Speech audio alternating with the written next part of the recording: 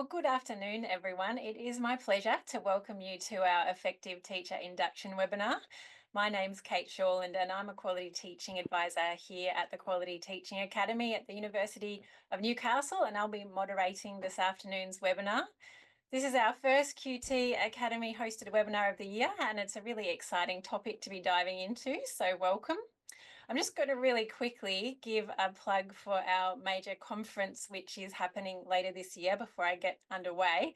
This will be our 4th annual Quality Teaching in Practice conference, and the theme this year is the power of pedagogy. We're excited to have Laureate Professor Jenny Gore as one of our keynote speakers and to be headlined by international speakers Jay McTighe and Linda Darling-Hammond. So you can find out more around the conference by using that QR code or jumping onto the Academy's website, but it'll be a great event. So we'd love to see as many of you there as possible. Now, I'd like to start by acknowledging that we're coming together from a range of Aboriginal lands, all unceded. I'm presenting from the land of the Awabakal Nation here at the Callaghan campus of the University of Newcastle. And I'd like to acknowledge elders past, present and emerging, and to warmly welcome any Indigenous or Torres Strait Islander colleagues who are joining us today. Now, before I introduce our panel and our speakers, who you can see on the screen now, hopefully, some brief housekeeping. So this session is being recorded and we will share the link to the recording with you sometime mid to late next week for everyone who's registered. And we understand that not all of our colleagues who are in weather affected areas are able to join live. So that will be particularly relevant to them, and we're sending our thoughts to everyone impacted by the wild weather. We do have the chat functioning. As you can see, look, great to see lots of people popping things in there. So that's a space where you can interact with each other as colleagues. We've got teachers and educators and participants from right across Australia, from every state and territory joining us today. We've even got a few registrations from people internationally. Not sure if they'll be with us live because of time zone differences, but we're waiting on the recording. But please, we do encourage you, if you haven't already, to say hello in the chat because we can't see your faces in this format. It's always great to see who's here and where you're from. You'll notice that the Q&A function is also there. So we encourage you throughout the webinar to post any questions that you are interested in Jenny addressing at the end of the webinar, and you can upvote or comment on those questions, and we'll prioritise those questions with the most votes towards the end of the webinar. We've also got the live captions enabled. So if you'd like to use those, you can simply click on the show captions button at the bottom of your screen. So enough from me. This afternoon, I'm delighted to be joined by our panellists, Matt Davis from the Friends School in Hobart. Welcome, Matt. And it looks like we got Sue online and Alex online. Thank you for joining us. It's lovely to have you both as well. Sue Bridge and Alex McAuliffe are from Rooty Hill Public in Western Sydney. So these three will be jumping in later when we come to their section. And we are, of course, also joined by Laureate Professor Jenny Gore AM, who'll be leading this webinar on effective teacher induction. Jenny is the Director of the Teachers and Teaching Research Centre at the University of Newcastle and President of the Australian Association for Research in Education. And this afternoon, Jenny will lay out the history of research on induction and touch on the national policy landscape before detailing some of the latest research from the University of Newcastle on the state of induction in Australian schools. And Jenny will also share findings from an Australian government-funded project on strengthening induction through the award-winning Quality Teaching Rounds project. Towards the end of the afternoon session, we'll hear from Sue, Alex and Matt about their experiences of participating in the project. And as I mentioned, you'll have the opportunity throughout to post questions in that Q&A functionality for Jenny to answer towards the end of the session. So without further ado, please allow me to welcome Laureate Professor Jenny Gore. Thanks so much, Kate, and lovely to see. I think we have 115 people online, which is fantastic. I'm going to speak relatively quickly to cover a broad terrain because I really am mindful that people often at this end of the day don't have a lot of time to give to a more, if you like, deeper discussion. But I really hope that we can get to the Q&A and hear sort of your views and your thoughts then. So I want to start with this quote from Sharon Feynman Nemser. It's more than 20 years old, but she reminds us that the first years of teaching influence not only whether people remain, which is a big issue for this country and many others at the moment, but also what kind of teacher they become. She says if we want schools to produce more powerful learning on the part of students, we have to offer powerful learning opportunities to teachers. And that's what this is all about, really, is how we ensure that the professional learning of beginning teachers is powerful, not only so that we keep them in the profession, but so that they become the kind of teachers that we believe are needed for our society. We know that induction's been an issue for the federal government since at least the 1970s. The first big national inquiry into teaching, published in 1980, had a whole section on induction and talked about how it's important in all professions. But it's always been especially important in teaching because of the relatively high attrition rate. I was at the Sydney Morning Herald Summit yesterday, and there was a report that said attrition of beginning teachers in the first year, in the first 5 years, has actually turned upwards for the first time. It's been getting worse, if you like, and it's a little bit of a sign that that's starting to change. We know that in the 1990s and 2000s, there was a bit of a, if you like, a hot topic around induction among researchers. People like Ingersoll and others were working in this area. And really the main things that were found then is that induction is associated with reduced attrition for teachers, increased job satisfaction, and this positive impact on student achievement, student outcomes more broadly. Teachers who are feeling good about themselves and their profession tend to be the ones who stay and tend to work well with students in ways that seem to have positive effects. We also found from that earlier research that the number and the kinds of support provided to early career teachers seem to matter. And so it's not necessarily one form of support, but kinds of wraparound support that can really help. We know that AITSL first set out some national guidelines for induction in 2016, and as an initiative of the National Teacher Workforce Action Plan, those guidelines were updated in 2023. They're designed to really support that transition from graduate to proficient teacher, typically over that 2-year period. And this new model of induction in the updated version of AITSL's guideline really emphasises these 5 elements, mentoring, which has always been a key part of induction, but also professional practices, orientation to both the workplace and the community, the importance of relationships, and I guess a hot topic for us ever since COVID, and hopefully even before, but teacher wellbeing. I do want to just mention that we are in an interesting context when we think about the discourses surrounding induction. There are so many complaints we hear from various sectors of government and the media about the quality of initial teacher education and the preparedness of graduates, and therefore the quality of graduates. That's despite the fact that Linda Graham and colleagues' work using the class model and our own work using the quality teaching model found that this assumption of poorer quality teaching among beginning teachers actually doesn't hold up. When it comes to classroom practice, on average, we find that beginning and experienced teachers don't deliver statistically significantly different quality teaching. I was actually reading a new paper published just on the weekend by Skidestad and colleagues in Norway. They talk about how often in schools, the emphasis is on taking care of our new teachers so they can survive. And it is a caring orientation, but it's a low bar in a way to think about surviving. Or we hear people talking about fixing the deficits from the initial teacher education program, which really links in with that first bullet point, rather than recognising the assets and the real opportunities for continuous development that start from induction. When we compare it to other professions, medicine's the one that often gets selected.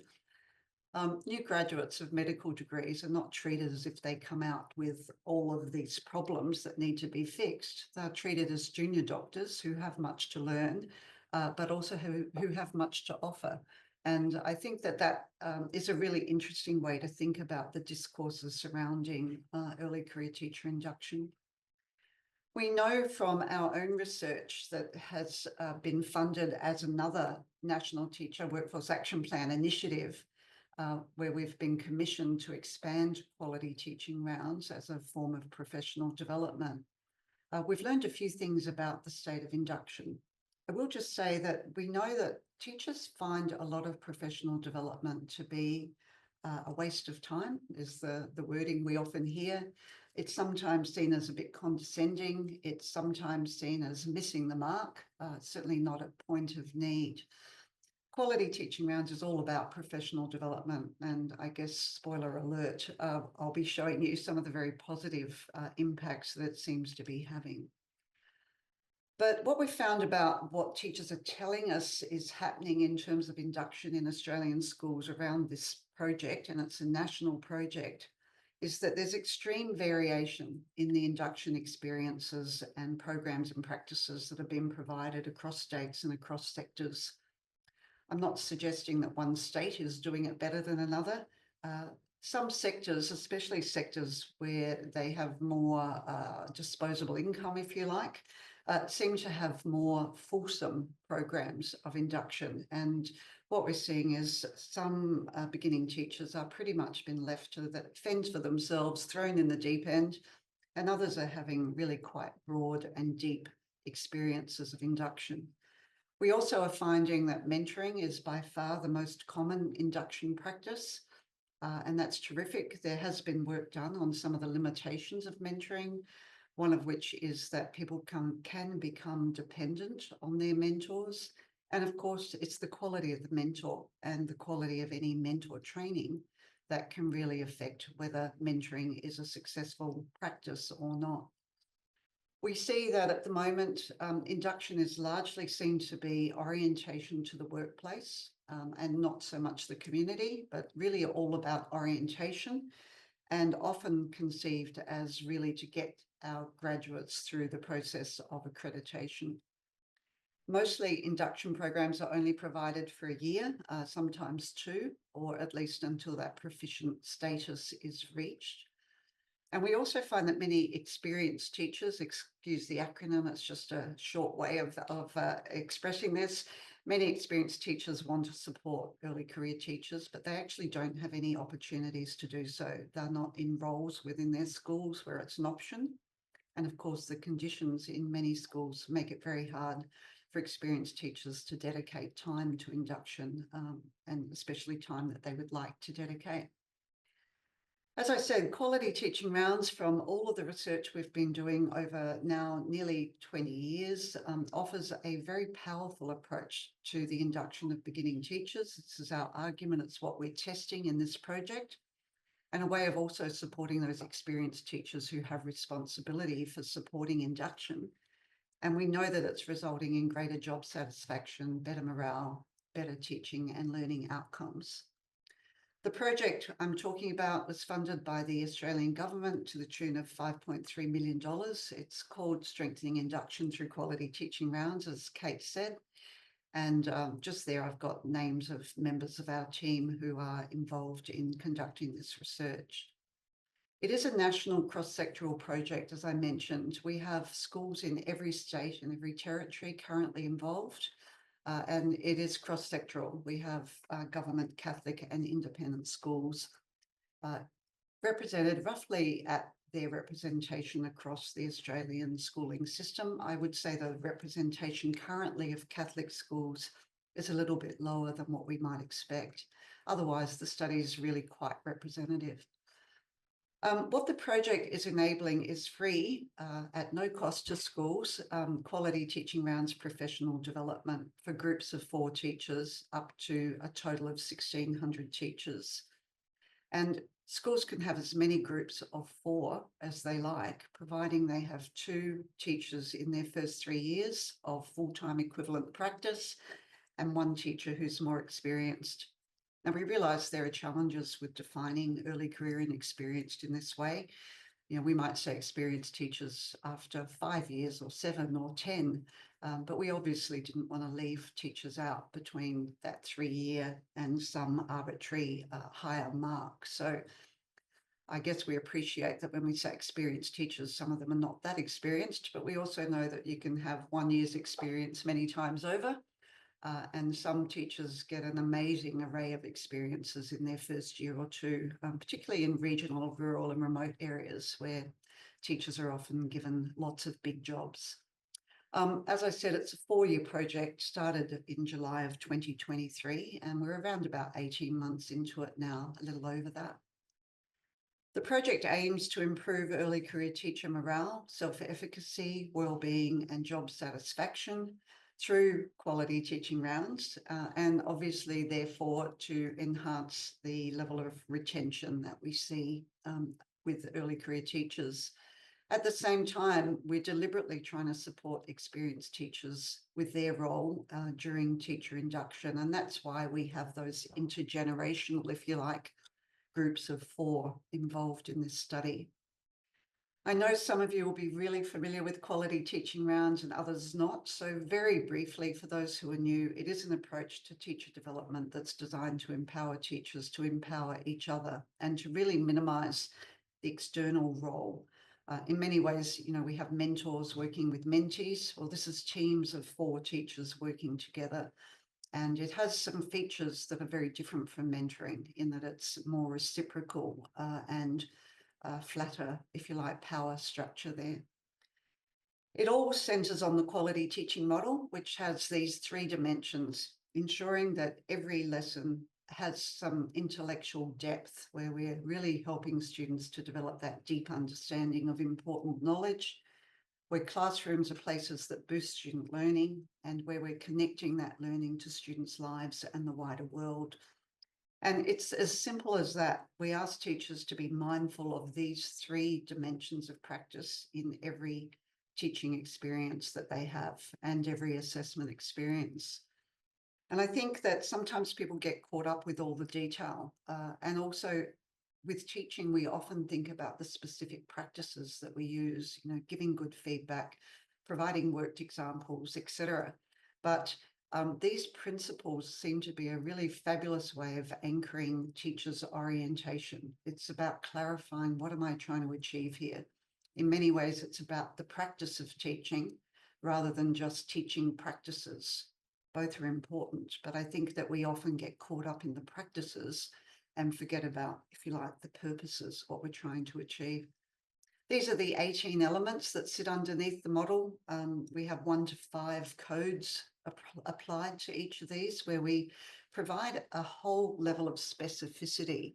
I think that so often in teaching, we talk, for example, about engagement, but what do we mean by good engagement? And so the specificity of the 1 to 5 descriptors helps with that.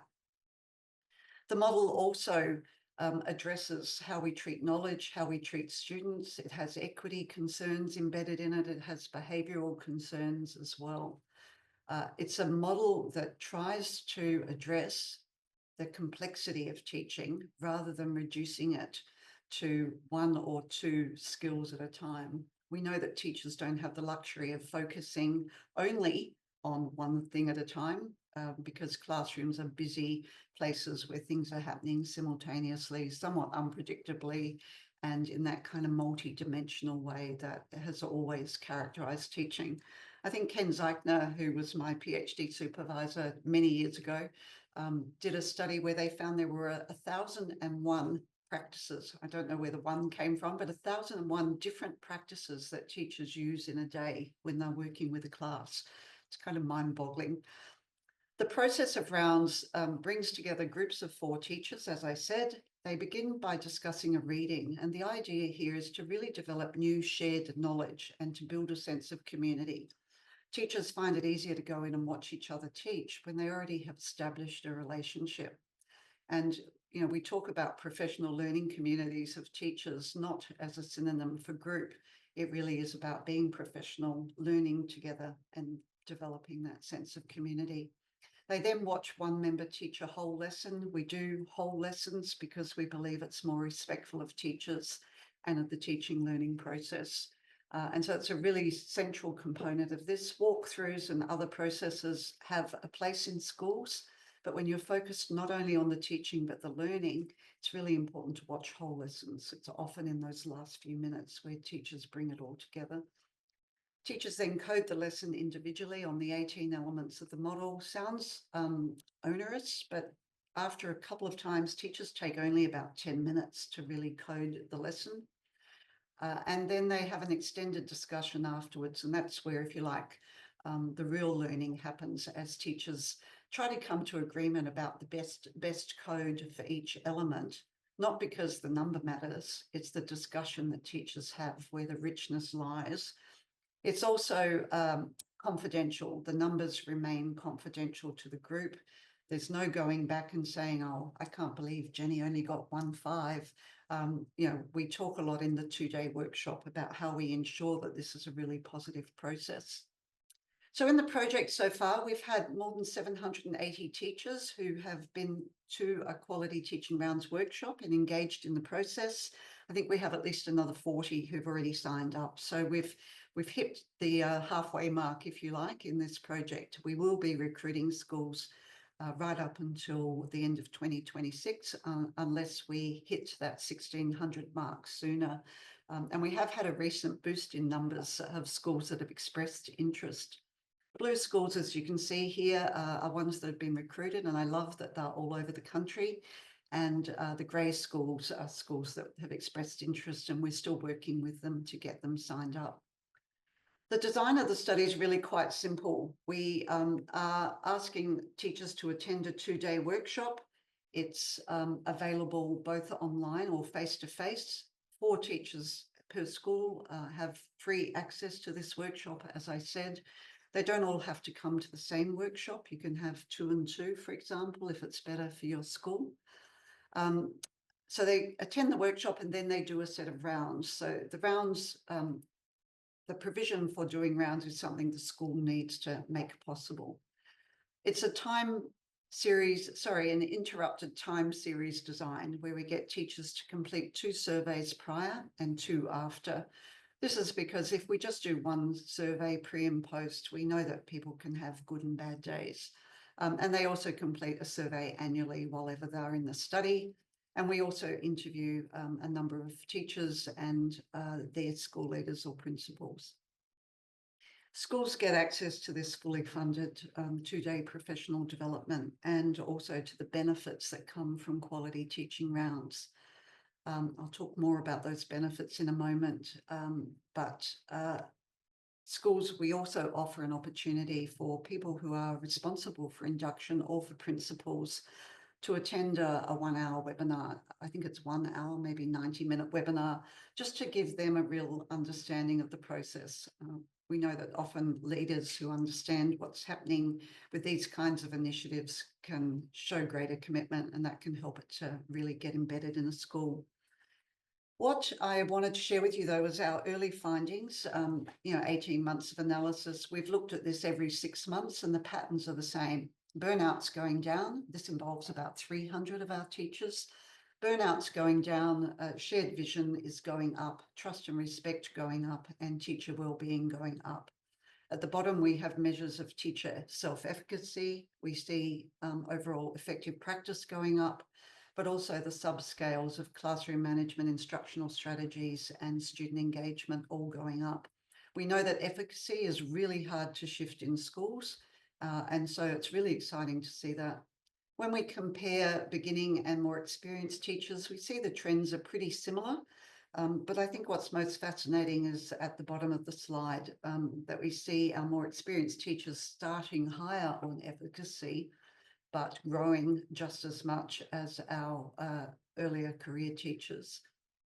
When we're interviewing people, they're telling us about how this is really enhancing their knowledge. They feel that they understand what they're trying to achieve better. They have a really clear conception of quality teaching.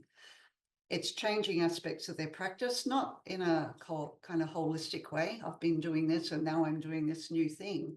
It's more tweaks to practice that teachers are discovering, partly through watching colleagues, partly through the deeper understanding they have of the quality teaching model, and partly through getting a chance to try things out. It's also building much stronger relationships in schools. We typically ask teachers to work with colleagues from different parts of the school, you know, the PE teacher with the art teacher, the maths teacher and the English teacher, or the kindergarten and the year 6 teacher. Those relationships are sustained after the experience. It's really interesting. It develops a kind of bond among the teachers, even from different parts of the school. And that has real effects on school culture. And also teachers are reporting this much stronger, if you like, sense of well-being. And just an example here from one of the first year teachers in our project, she says, before rounds, it was so overwhelming, so isolating. I actually didn't know if the 4 years of uni was worth it, but now I can actually get there. I love what I do. Just to give you a sense of how this fits, you know, we did a couple of ARC studies in 2004, 2009, looking at, first of all, just what's the quality of teaching and of assessment in New South Wales government schools, and secondly, how we can really effectively implement pedagogical reform. And that's where we first tried out quality teaching rounds. In 2012, the ACT commissioned us to do a study to really refine the rounds process and make it something that was, if you like, more cost effective, more feasible. We then did an RCT with the New South Wales Department that was really looking at the impact on teachers and teaching.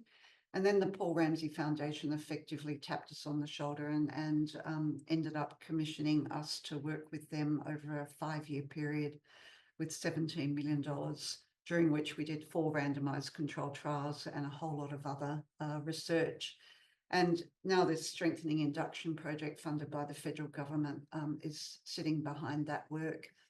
We've found through all of that research positive impact on student achievement in maths and reading using progressive achievement tests. And I just want to point out that rounds isn't teaching teachers how to teach maths or reading and therefore getting those better results. Rounds is teaching teachers about pedagogy in general, and we're seeing better results not only in those subject areas, but teachers are reporting, you know, growth across schools.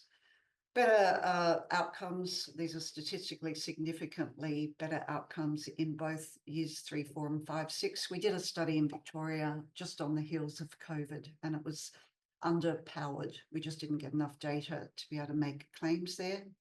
So we've seen significant results in both New South Wales and Queensland in both face-to-face and a fully digital or online mode of quality teaching rounds, where you can have 4 teachers come together from 4 different schools and do rounds.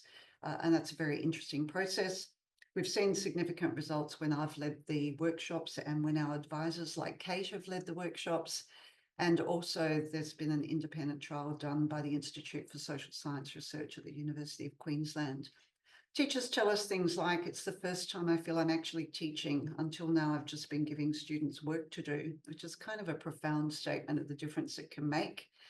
In terms of the effects for teachers, we've seen improvements, statistically significant improvements in the quality of teaching, teacher morale, teacher self-efficacy, and in the qualitative data improvements in confidence, collaboration, and school culture.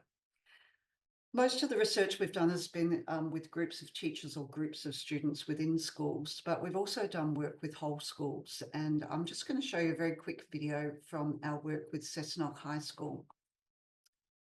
I don't know if it's going to start automatically, which I was advised it would. Is there anything we can do to get this one going? Nope. I'm just going to try clicking on a couple. Hyperlinks. Sorry, Kate? Is it hyperlink, Jenny? If you click on the slide, does it play for you? There is no hyperlink that I can see. We can get the link and come back to it later, perhaps. No problem.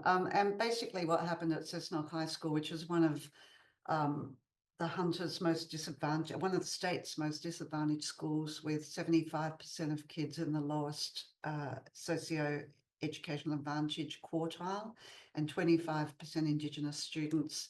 They've worked with us for 3 years on quality teaching rounds and really embedding the quality teaching model. They're now number 1 in the Hunter for NAPLAN value add, number 11 in the state. Their HSC results have improved by 50%. Their attendance has improved at triple the state average. Behaviour problems have gone down dramatically, and the engagement of the community is so much stronger now. So really turning around that school. We have a new project just starting called Thriving Schools, where we're trying to replicate that kind of result at 20 highly disadvantaged New South Wales government primary schools. But let's skip the video. We can send it out in the slides of this talk. I think why this process works is it has this shared conceptual framework for understanding good teaching that's also highly practical. For each of the 18 elements, we have suggestions for how you can improve. It gives teachers sustained time for critical analysis of practice. It's the core business of teaching, is, thinking about our actual classroom and assessment practice. And yet it's often the last thing teachers get to spend time on when they're so busy in schools.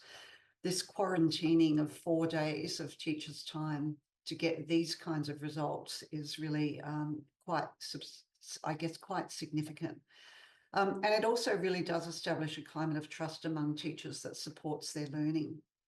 In terms of implications for the system and for teachers and schools, we see this work as raising the status of the profession. It treats teachers as professionals, and it treats teaching as intellectual work. And I think at the moment there's a lot of pressures that are, if you like, deprofessionalizing teaching. It can really strengthen initial teacher education. And we are seeing that in the work we're doing in now 3 universities who are embedding QTR in some form or another in their programs, that it can really help graduates to understand all of the work they've done for the last 4 years, or 2 years in master's programs. It can really improve retention for the teaching workforce, which is so critical. It can support teacher wellbeing and student wellbeing. It can lift achievement, and it can narrow the equity gaps that have endured in Australia for far too long. And what we hear is from one of the assistant principals in our study, it's given me a focus on what I need to improve and the drive to make my teaching even better. So it's having those positive effects on our more experienced teachers as well as our early career teachers. What I'd like to do now is turn to some people who've been participating in this project. We have Matt Davis, who's an early career teacher from the Friends School in Tasmania. Matt, in your 2nd year, I think? Yes, I'm now at the beginning of my 3rd year teaching. Okay, terrific. We have Sue Bridge, Deputy Principal, who's one of the more experienced teachers, obviously, in the study from Rudy Hill Public, and Alex McAuliffe, another early career teacher from Rudy Hill. And I'm going to hand back to Kate, who's going to ask a series of questions, and then really happy to take questions and comments from anybody, for me or for any members of our panel. Thanks. Thanks, Jenny, and thank you everyone for joining us. It's lovely to see some familiar faces and to recognise some voices from over the phone too. So Sue and Alex and Matt, I'm going to throw to each of you with a few questions, and so just take my lead. So we might start with you if that's okay. Would you mind just sharing a quick bit of background on Rudy Hill Public School, and perhaps also why you and the school decided to take part in quality teaching rounds? Yep, sure. So we are a beautiful school in Western Sydney on, beautiful Darug country out here. I'd like to pay respects to our traditional owners out here on Darug land. Very diverse school. We used to be, you could draw a line in the middle of our school 10 years ago of very low socioeconomic to quite okay. Now it's changed significantly. We have a lot more working parents in the area. So that's changed as far as our FOE and whatnot as well. We have about 65, 70 staff on board here, including all our support staff and admin staff. And we have 640 students, which includes 4 multi-categorical classes as well. We were very heavily invested in collaboration in our school a few years ago, and we were funding, I don't know if you've all heard of one of those sports programs. I don't want to give you their name because I don't want to say one's better than the other. that came in, and so we could release teachers to have an hour with their stage and collaborate, do planning, look at problems of practice and things like that. But with budget cuts, we found that very difficult to sustain because of obviously being expensive, getting a whole stage off at once. So we were looking at another way that realistically the most logical next step forward, and that's where quality teaching rounds came in. We found, to be honest, that in such a very short period of time that they've been quite beneficial. Alex and I have run our first round late last year. We hit a bit of a snag with teacher shortage toward the end of it, but yeah, we almost got there. But just the discussions and working cross stages and people working with other teachers that they've never worked with before and would never get the opportunity to work with before has been really beneficial. And I have found much more, I don't know, it seems to develop the beginning teachers a lot better than what your collaboration is, than working with, the same people day in, day out, looking at other people's classrooms, seeing different practices and focusing on what quality teaching really looks like in the classroom. So yeah, that's our story, the background of the school and the background of why we've come into quality teaching rounds. Thank you, Sue. That's wonderful. You mentioned that there have been some logistical challenges at different points. Did you want to share how you've overcome any challenges that you've experienced as part of the process? Our challenge was with staffing, getting people off class and putting plans in place, and then towards the end of the year we had significant staff absences and shortages. So you're talking about we had one day we had 11 staff off, so we had to collapse it. So there were those logistical things that got in the way. But when I say we collapsed it that day, we put in another date. So we've got backup dates in, and we missed the very last one. Alex didn't get to teach because he was the very last one and it was term 4, and we just could not fit it in when we had to collapse one day. But he'll be able to talk to you about the benefits he got, and we're picking it up, and our group 2 has already started this year as well. That's awesome. Yeah, it's been great. Thank you, Sue. So, Alex, we'll pass over to you now. Would you mind giving a quick little bit of background to your experience as a teacher, how many years out of uni you are, and how you found that transition into teaching full time? Yeah, so this is my second year of teaching. Mm-hmm. I had kindergarten this year and I had kindergarten last year. Um, I finished university. I got to do my prac actually at this school last year. So I finished uni last year and now my graduation's in July. So it's 2 years out. The transition was good. I started off as casual teacher, and I think I learned more by doing more than just learning about. So yeah, getting in a classroom was how I learned, and yeah, it was really good. Fantastic. So tell us, if you wouldn't mind, how you found the experience of participating in quality teaching rounds and maybe some of the highlights of being part of that process. Well, like Sue was saying, I got to so in my group there was Sue, who's deputy, a year 6 teacher and a year 2 teacher. And being in kindy and being my first year, I hadn't seen much. And so yeah, going to like year 6 classes, it was really good. And I picked up on little things like the room decor, like behavior management charts, things like that that I hadn't seen before because I was just always in my class. So that was really good. Um, the QTR at the start, I was a little bit nervous. I thought, it's just everyone's coming in to judge you and you get a score. But then we learned it's about having a code, and then you get all your codes at the end, and then you keep it and no one else gets to see it. So you can do whatever you want with your codes and you can grow from there. And my biggest takeaway from it was out of the 18 elements, you try to teach as best as you can, but some things you're just not aware of. Like for me, meta language, I would never implement with kindergarten. Like we were doing phonics and have phonemes and graphemes and things like that, but I would never introduce it to the students. So just by doing QTR, it introduced me to all the other elements, and I try day to day just to slide them in. It made me more aware all the other things that could be. And another one was giving constructive feedback. I would never do that. I would never get feedback and I would never give constructive feedback. So UTI helped me with that a lot. It was Yeah. really good. Yeah, thank you so much. I appreciate that. Glad that it's been positive and nice to hear that you've had that experience of teachers teaching across diverse ages and stages in your PLC was clearly a big strength as well. Thank you. Matt, if we pass to you now, you're down in Hobart at the Friends School. Would you mind sharing a little bit of insight into your context to start with? Absolutely. So my context is a little bit different to the first school we've heard about because the Friends School is quite a privileged school.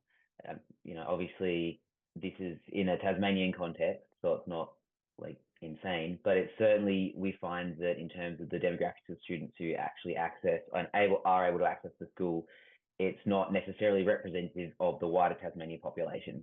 So Tasmania obviously really struggles in our national metrics for literacy, mathematics, attendance. We often lag behind, so we are at Friends quite lucky that we're able to provide and deal with students that have support coming from home and are more engaged with the school system. We have about 1,300 students and 200 teaching staff, so it's a big-ish school. I've been teaching here for 3 years now. I started teaching, well, it will be 3 years at the end of this year. Started teaching in 2023. Similar to Alex, I started with a more casual role. I was the internal relief cover, and so I taught across various classes, and now I'm a normal classroom teacher. And I will say that the QTR process, I found it quite interesting that it's actually very applicable to both situations. Like Alex said, it's not just if you're a classroom teacher, this is important. I think it's just if you're a teacher, this is actually really, really useful. Yeah, fantastic. Thank you. As with Alex, you're an early career teacher. How have you found the quality teaching rounds process in terms of being able to collaborate with experienced teachers, other early career teachers, or any other highlights that you'd like to share as part of that process as a early career teacher? Yeah, it Yeah, was really. absolutely. Oh, sorry, Oh, Alex, I sorry. jumped in. No, no, it's just, completely Yeah, tuned out. you go, Matt, and we can come back to Alex. Oh, yeah, sure. So, for me, there was it was interesting to see and talk also with the more experienced teachers about what we all found the benefits.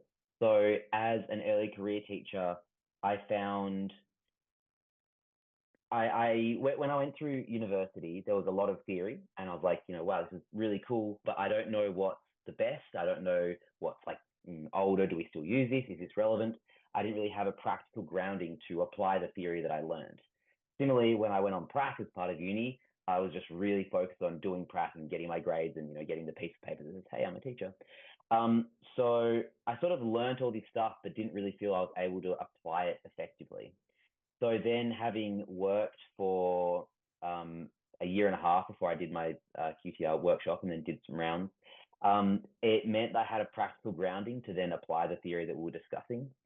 So that meant, for example, when we did the professional readings, they felt more relevant than if I was just at home at uni doing a reading because I had to. So that felt more relevant. It felt more useful because suddenly when you go back and you can actually see, oh, this part of the reading is the bit that really matters. Here's the takeaway. Here's what matters. Having that was just really useful. It made engaging in theory feel good rather than something you feel maybe pressured to do because like, oh, of course I should do theory, but suddenly it feels relevant. And that for me mattered a lot. I think when it came also to planning lessons, I really appreciated the clear scaffold that the QTR model gave.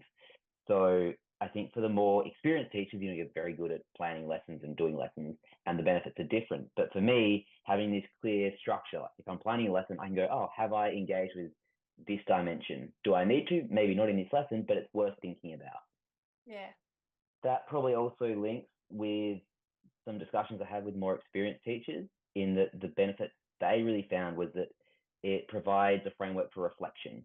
So I'm using it like, oh, I can plan a lesson, but then we're all using it to think about what we're doing. And that I think is really valuable. It's very easy to get into the just grinding, like, oh, I'm going to work today, I'm teaching today, teaching.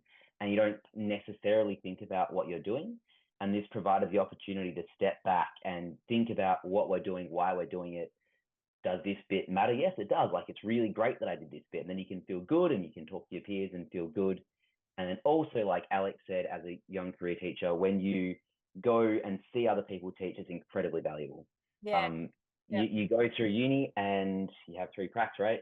So first prac, you watch a teacher teach. Second prac, you maybe watch a teacher teach and then teach. Third prac is basically just you. So when I taught my first class, I've essentially watched 2 teachers teach. And now I'm the expert, I'm the teacher. And I certainly didn't feel like the expert. So having the ability to just watch the little things that other people are doing, like, even just the way you greet your students, what's happening, how you give out homework, just the small things. It's just, oh, that's cool, I can try that. And it doesn't mean you have to. It's not that like this is better or this is worse. It's just good. It's just nice. Yeah, there's a bit of commonality there with some of those points that Alex was making. Yeah, so you can see how supportive you found that process and the things that you picked up in being in other people's classrooms. Alex, in the interest of time, we might keep moving unless you desperately wanted to jump in. Is that okay if we hold off? Is that all Good. right? Yeah. Yeah, because Jenny's got a couple more slides to present, and we want to leave a little bit of time at the end for some of the questions that our audience have posted, which you guys are welcome to put questions to Sue and Alex and Matt as well. Feel free to enter things into that Q&A function. But thank you. We really appreciated all of those insights. So thank you so much for sharing. And over to you again, Jenny. Thank you. I might just go straight to the questions and then just come back to those last couple of slides at the end. We don't actually have that many questions in the Q&A, but I think some people will be interested in how to get involved. But yeah, I'll keep this very quick now. I think the question with 2 thumbs up or whatever is, would the reason for most PL seeming to be a waste of time be its generic nature and how it's not adjusted to the needs of the school? And also that some PL courses play it safe and have non-creative approaches, aiming at everyone and hitting none. And I think that's absolutely true, all of that. I mean, in many ways, quality teaching rounds is general as well. It is one thing that seems to be working everywhere. And when I say that, I mean different states and territories, different sectors, primary and secondary, also in higher education. And we have people who are doing studies right now in Sweden, Indonesia, Japan, Albania, so vastly different countries, and they're all finding the quality teaching model is helping to anchor their perspectives on teaching. So ours is a general model, but it is very adaptable to context. And I think, as Matt said, some elements may not be relevant to a particular topic. When I'm teaching Pythagoras's theorem, perhaps I don't need to talk about problematic knowledge. When I'm teaching students to throw the javelin, student direction should be low, not high. Students shouldn't have control over the javelin lesson and so on. So the fact that it's a broad model that is capturing quality teaching for people, but is able to be adapted, I think is what makes it so powerful. In terms of other questions, Joe has asked if the model's being used in teacher education courses. As I said, it's to some extent embedded here at Newcastle, and we're working with another university in New South Wales and one in WA. In fact, I'm going to Perth next week to run a 2-day workshop for a group of student teachers. So it's something that I think ought to be used more in teacher ed courses. It was, I think, 20 years ago when the model first came out. It was been touched on, I think, in all universities in New South Wales, and I think in many it still is. I was just at this event yesterday and spoke to an academic from a different New South Wales university who said he's been working with the quality teaching model for years. I think in teacher education, there's so much that students encounter, and it's just, every semester 4 new courses or whatever the structure is, and it can all end up blurring. And again, this is a real anchoring touchstone, if you like, that can help people to make sense. The 18 months findings are not based on similar school groups. The RCT findings are all based on similar school groups, in fact, matched school groups, which is one of the rigors of a randomized control trial. But the 18-month findings from the induction project are just based on whatever schools around the country were interested in being involved in this project. So a whole range of locations, vastly different socioeconomic status. You know, we have schools like the Friends School, Lauriston College in Victoria, Seymour College in Adelaide. You know, we have some very prestigious schools that are involved in this work, and we have schools at, if you like, the other end of the socioeconomic spectrum. We have schools with really large numbers of Indigenous students or large numbers of students with language backgrounds other than English, as well as you know, students that are much more monocultural, if you like. So really varied. Classroom management, I'm glad you've raised that.